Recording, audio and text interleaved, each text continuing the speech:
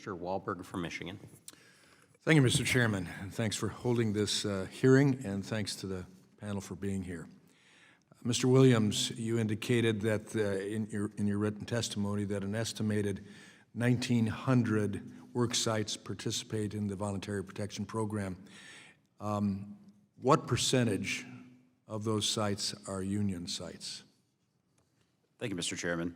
While there's no accurate data put out by OSHA in terms of worksite affiliation, labor, non-labor, or union, non-union, in looking through the list of unions that are signatories to VPP agreements and looking through those sites, a conservative estimate would be 15%. I would put that above 20% of VPP sites that are union work sites.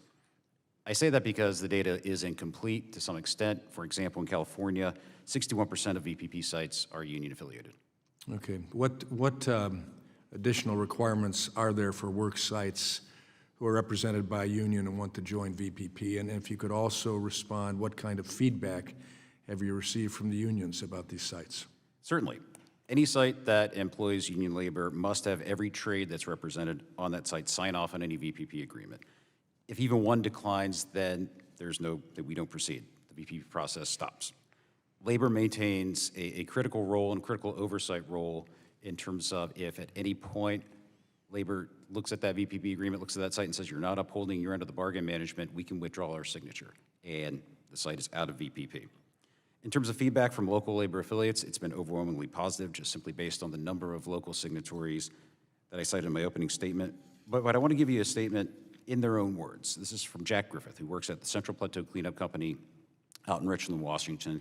He's a member of the Hanford Atomic Metal Trades Council and Local 1951 of the International Association of Machinists and Aerospace Workers. He's a full-time union safety representative, VPP coordinator. He's been involved in VPP for almost 30 years now. And in his words, and I quote, VPP is not a flavor of the month program. It requires a management commitment with employee involvement. Unionized sites must endorse their commitment or the application will not be accepted by OSHA. Attaining VPP star recognition is not easy for companies. They must have implemented an effective safety and health management system. Fostering a culture of safety and continuous improvement can take time. I've seen where the safety culture needed to change to meet the rigorous requirements of going above and beyond the basic OSHA requirements to demonstrate exemplary safety and health management systems. On a VPP site, every employee has the right to stop work without fear of retaliation when identifying anything that was not covered. It's not surprising that he would state that. That's just common sense of what the program is a high standard program that you have to voluntarily commit to and keep the job. Thank you. Mr. Harper, there's a misguided belief that by participating in VPP, employers skirt their compliance obligations. However, your written testimony states that VPP work sites are held to an even higher standard than non-participants through the program audit and evaluation process.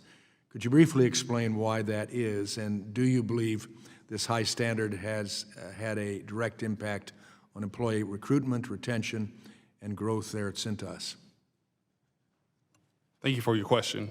When it comes to the high level of importance for safety at Cintas and within our facilities, partnering with our employees have definitely helped to further the importance of safety.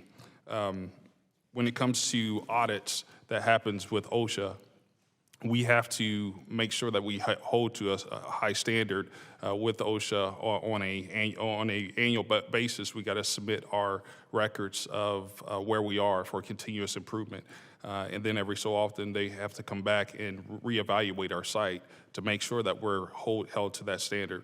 In addition to that, when submitting our applications, we have to be lower than the industry average, lower or at the industry average based on the BLS rates. And so our incident rates has to be below. So they're also looking at our involvement from our employees and leaders, as well as our numbers. It has definitely helped us with the accountability side, as far as having OSHA there to help partner with us and continue our efforts, sending partners home every day safe to their families, and so helps with our programs initially.